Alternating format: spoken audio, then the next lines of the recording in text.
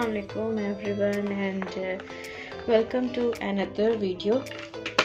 तो जी आज मैं स्टार्ट करने लगी हूँ इस टाइम ज़हरा की स्टडी एंड मैं आपसे शेयर करूँगी कि मैं ज़हरा को किस तरह से पढ़ाती हूँ।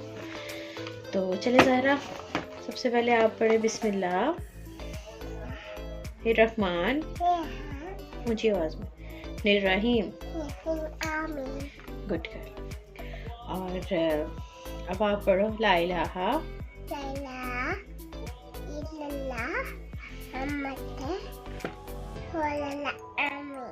रब्बी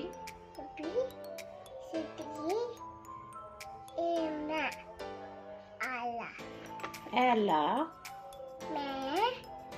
इल्म में इजाफा फरमा आमीन। यहाँ पे आकर बैठो।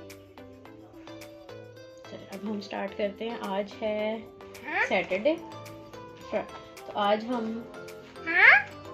चलो ऐसे शोर नहीं करते।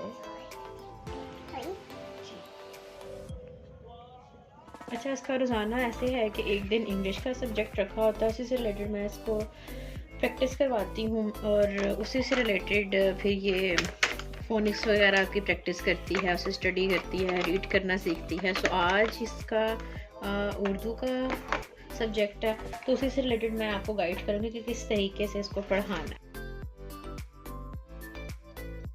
फर्स्ट ऑफ ऑल तो पहले तो बच्चों को अल्फाजों की पहचान की बजाय उनकी आवाज़ें सिखाएं, ठीक है।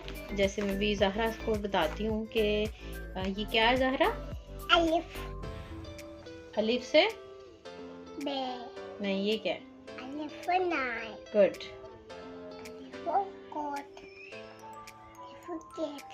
अंगूर। हाँ, अब मैं क्या करती थी कि डेली लाइफ में मैं जिस तरह मैंने अभी इसकी स्टडी स्टार्ट नहीं थी की, तो मैं इसको सिखाती रहती थी कि ना ये ग्रेप्स होते हैं और इसको एप्पल कहते हैं, इस तरह डिफरेंट खाने पीने की चीज़ों के नाम मैं इसके सामने लेती थी। तो मुझे पता था कि जब इसने स्टडी स्टार्ट करनी है तो उसमें इसको ये सब चीज़ें याद करनी पड़ेंगी। तो पहले ही आप अपने बच्चों को डिफरेंट चीज़ों के नाम सिखाना शुरू कर दें। आपके रूम में काफ़ी कुछ होता है, डेली लाइफ की एक्टिविटीज़ में काफ़ी चीज़ें आपके सामने आती हैं, तो आप अपने बच्चों को वो बोलना सिखाएं, वो बताना सिखाएं कि वो किस तरीके से उसको प्रोनाउंस करें। और बच्चों के साथ सबसे बड़ी बात, प्रॉपर वर्डिंग में ही बात करें। जिस तरीके से हम आपस में बात करते हैं वैसे हम प्यार से बाज़ दफ़ा बच्चों के साथ ज़रा और ही तरह से बात कर रहे होते हैं, लेकिन बच्चों की लैंग्वेज पे उसका असर पड़ता है। जब वो बोलना शुरू करते हैं तो बाज़ दफ़ा वो इतना साफ नहीं बोल पाते। तो कोशिश करिए कि आप अपने बच्चों के साथ वाज़िया और साफ अल्फाजों में बात करें। अब ये है इसकी एक tracing copy, right and wipe है ये, और इसके ऊपर ये मार्कर से लिखती है। मैंने इसको पेंसिल होल्ड करने सिखाई थी प्रॉपर तरीके से, और इसके लिए मैंने जो टूल यूज किया था वो मैं आपको दिखाती हूँ। ये टूल था जिसके ज़रिए मैंने ज़हरा को सिखाया था कि किस तरीके से वो पेंसिल को पकड़े। अब मैं आपको बताती हूँ कि किस तरह इसमें पेंसिल को रख के तो पकड़ती है। इस तरह से इसमें पेंसिल में डाल देती थी। अरे चलो इसको होल्ड करके बताओ कैसे पकड़ेंगे।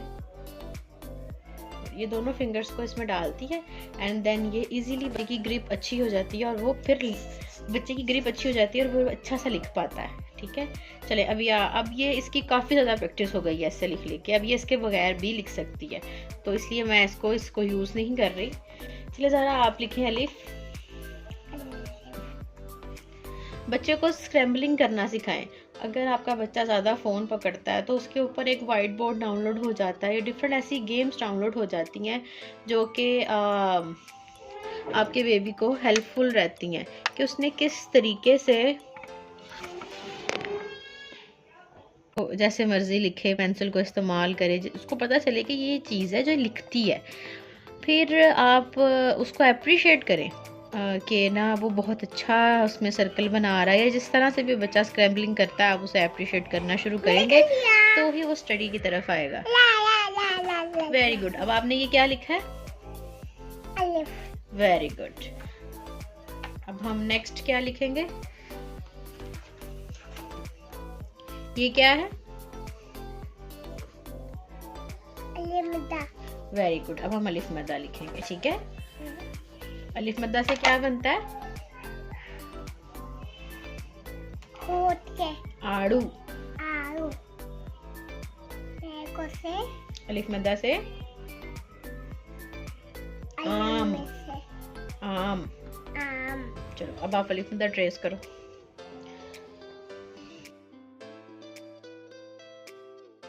उर्दू में भी आप ऐसे ही करें बेटा, ऊपर हाँ ऐसे मत भी ट्रेस करो। उर्दू में आप उनको डिफरेंट पोएम्स लगती हैं, वो बच्चों को उस तरफ लेकर आएँ। और अगर आप चाहते हैं ना कि आपके बच्चे जब अलिफ बे सीखने लगे, अक्सर बच्चों को उर्दू लिखनी पढ़नी बहुत मुश्किल लगती है, तो इसके लिए उनको डिफरेंट स्टोरीज़ लगा के दें, डिफरेंट पोएम्स सुनाएं, जिससे उनका दिल करे कि वो उर्दू को समझना शुरू करें। उनको स्टोरीज अच्छी लगेंगी, देन आहिस्ता आहिस्ता उनको पोएम्स याद करवाएं, उनको पोएम्स वीडियोस दिखाएं इन चीज़ों की। देन आहिस्ता क्या होगा कि जब आप उनको उर्दू की बुक की तरफ लेकर आएंगे तो उनको होगा कि हाँ ये एक लैंग्वेज है और उसकी स्टार्टिंग इन लेटर्स से होती है, ठीक है? तो आवाज़ें सिखाएं। अब मेरी बेटी को मैंने इतना तेज़ नहीं स्टार्ट किया, माशाल्लाह ये नवंबर से शुरू हुई है और अब जनवरी आ गया, तो अभी तक मैंने सिर्फ इसको अलिफ से बे पे टे इन अल्फाजों की पहचान सिखा रही हूँ। पढ़ तो ये लेती है, लेकिन इसको ट्रेस कैसे करना है, इनके आवाज़ें क्या होती हैं। और दिन में मैं जब भी कोई ऐसे काम कर रही होती हूँ, वेरी गुड, अब आप बे ट्रेस करो, तो मैं इसको कहती रहती हूँ कि ज़ाहरा बे, ये देखो बिल्ली आई है, तो ये बिल्ली किससे बनेगी? तो ये मुझे बताती है कि ये बे से बनेगी। हाँ ये है। अब आप इस पर ट्रेस करो बे। तो एज अ मदर जब आप अपने बच्चे के साथ एंगेज रहते हैं ना स्टडी में, तो वो सारा दिन ही आप उसको दे रहे हैं। होम स्कूलिंग जस्ट एक फिक्स टाइम नहीं होता। होम स्कूलिंग ये होता है कि बेटा अच्छे से ट्रेस करो, या आपने ठीक ट्रेस नहीं किया, बहुत अच्छा प्यारा ट्रेस करना है मेरी बेटी ने। जी यहाँ से स्टार्ट करते हैं। नो, यहाँ से स्टार्ट करो। ओके, गुस्सा आ जाता है जारा को। चलो, तो अगेंस्ट रहते हैं तो उससे क्या होता है कि एनी टाइम आप उसकी मदर भी हैं और साथ साथ आप उसकी टीचर भी हैं। तो इतने बच्चे को जितना प्यार से, जितना खेल खेल में सिखाएंगे, ये इनका शार्प माइंड होता है, ये बहुत जल्दी ऑब्जर्व करते हैं। कोई बात नहीं, आप इसको ट्रेस करो दोबारा से, बहुत अच्छा ट्रेस करती है मेरी बेटी। जी। अब मैंने जो किया था कि मैं हर चीज़ को वर्ड्स जो है वो इंग्लिश में ही मैं ज़ाहरा को सिखाती थी। तो जब वो उर्दू में आई तो उसको मुश्किल लगने लग गया कि ये क्या है। फिर आस्ता आस्ता मैंने वो भी स्टार्ट कर दिया, इसको अल्फाज उर्दू में सिखाना शुरू कर दिया। ऑब्वियसली ये हमारी एक लैंग्वेज है और हमने बच्चे को ये भी सिखानी है, ये हमारी मदर टंग है और इसको हमने ही सिखाना है, ना कि हर चीज़ हम इंग्लिश में ही सिखाते जाएं। ये वक्त की ज़रूरत ज़रूर है, लेकिन उर्दू की भी अपनी एक अलग पहचान है उसकी। हमें बच्चों को हमें वो सिखाना चाहिए। उर्दू में कहानियाँ पढ़नी, उर्दू में पोएम्स सुनानी, और ये सब चीज़ें बच्चे के लिए बहुत ज़्यादा ज़रूरी हैं। आप जितने आसान तरीके से माशरे में उर्दू में किसी को अपनी बात समझा सकते हैं, मेरा नहीं ख्याल कि इंग्लिश में आप समझा पाएंगे। तो ये दोनों लैंग्वेजेस बच्चे को आनी चाहिए। और मेरी एक और टिप ये है कि आप बच्चे को गलत चीज़ पे अप्रिशिएट मत करें। ये देखो बेटा, ऐसे ट्रेस करते हैं, ठीक है? आपने ऐसे ही ट्रेस करना है। ये भी अगर वो अच्छा काम करे तो ही उसे अप्रिशिएट करें, इस तरह उसको आदत पड़ जाएगी और वो कभी भी अच्छा काम करने की कोशिश नहीं करेगा। मेरी ज़ारा जब गलती करती थी पढ़ते हुए भी, तो मैं तो उसे पहले 2-3 दफ़ा मैंने उसे नहीं टोका कि चलो एटलीस्ट ये लिखना तो स्टार्ट करे। फिर आहिस्ता आहिस्ता मैंने उसे कहना शुरू कर दिया था कि ये आपने अच्छा ट्रेस नहीं किया, ये आपने कलरिंग अच्छी नहीं की। तो अब वो क्या करती है कि वो जब अच्छा काम करती है तभी उसे अप्रिसिएशन चाहिए होती है। और होम स्कूलिंग अपने आप में एक प्रॉपर एक आर्ट है। तो मेरे फादर कहते हैं कि बच्चे को समझाना, बच्चे की तरबियत करना, यही सबसे बड़ा हुनर होता है। आप उसको माशरे के काबिल बनाते हैं तो इसके पीछे सबसे बड़ा आपका हाथ होता है। आज मेरी ये वर्डिंग्स, मेरी ये सब चीज़ें, मैं जिस तरह से आपसे कन्वर्सेशन करती हूँ, ये सब मेरे पेरेंट्स की वजह से है कि वो मुझे कैसे समझाते थे कि आज मैं अपने बच्चों को समझाने के काबिल हो गई हूँ। तो इसके लिए उन्होंने भी बहुत मेहनत की है। मेरे फादर ने, मेरी मदर ने मुझे उस टाइम पे होम स्कूलिंग देना शुरू की थी जब अभी इसका कॉन्सेप्ट था ही नहीं। तो मुझे आज पता चला जब मैं खुद मदर बनी हूँ कि होम स्कूलिंग की कितनी ज़्यादा अहमियत है अपने बच्चों के लिए। क्योंकि अगर आप ट्यूशन भेजते हैं ना तो उसका कोई फ़ायदा नहीं, वो इतने सारे बच्चों को पढ़ाएगी, आपके बच्चों में पता नहीं वो गौर करती भी है कि नहीं करती। तो बेहतर है कि आप डेली लाइफ में अपने बच्चे की एक्टिविटीज़ लेकर आए, स्टडी से रिलेटेड नहीं, फ़न एक्टिविटीज़ लेकर आए। आप कुकिंग कर रहे हैं, अपने बच्चे को बताएं कि ये कुकिंग में मैं क्या डाल रही हूँ, ये जो मैं इसके लिए यूटेंसिल्स यूज़ कर रही हूँ ये कौन से हैं। तो ये भी एक नॉलेज है बच्चे के लिए। ज़रूरी नहीं कि बेटी ने जवान होना है और देन आपने उसको किचन में जो है उसका कदम डालना है। आपका बच्चा जब पैदा हो जाता है वो तब से सेंस करने लग जाता है कि ये मेरी मदर है और ये मेरे फादर है। तो सोचे कि वो कितना ज़्यादा इंटेलिजेंट होगा। इसी तरह आपका बच्चा सेंसेबल होता है, उसे समझ आती है हर बात की। ये क्या है?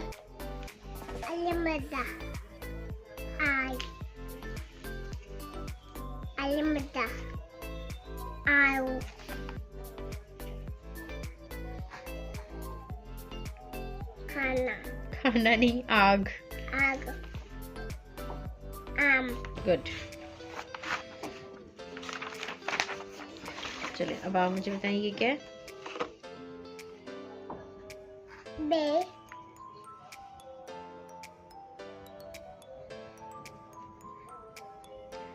ये क्या है मुझे बताओ? बादाम। बतख। बास। बिल्ली। Very good. और ये क्या बना हुआ है? बाई।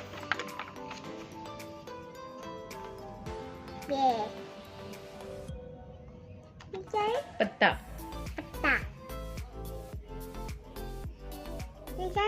पतंग।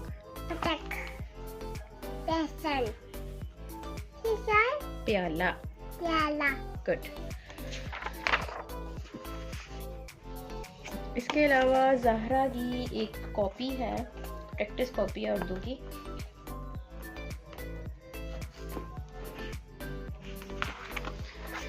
पहले मैं इसको जब भी मैंने इसके ऊपर ट्रेस करवाना होता तो मैं वाइप एंड राइट की कॉपी के ऊपर इसे प्रैक्टिस करवा लेती हूँ ताकि वो इजीली रिमूव भी कर लूँ मैं। ठीक है, ज़रा अब आप पेंसिल पकड़ें और अब आप आज क्या लिखेंगी? ते।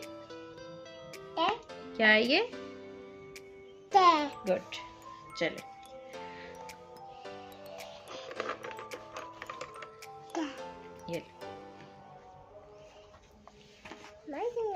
ये इसको लिखे ते को जी, प्यारा प्यारा लिखना, ऊपर ऊपर अच्छा अच्छा करके, बिल्कुल डॉट्स के ऊपर ऊपर लिखें। चलो कोई बात नहीं, हम रेस कर लेते हैं।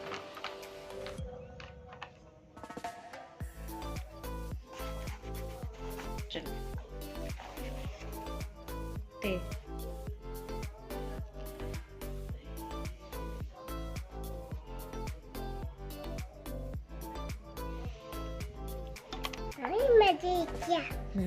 अब नेक्स्ट भी लिखो।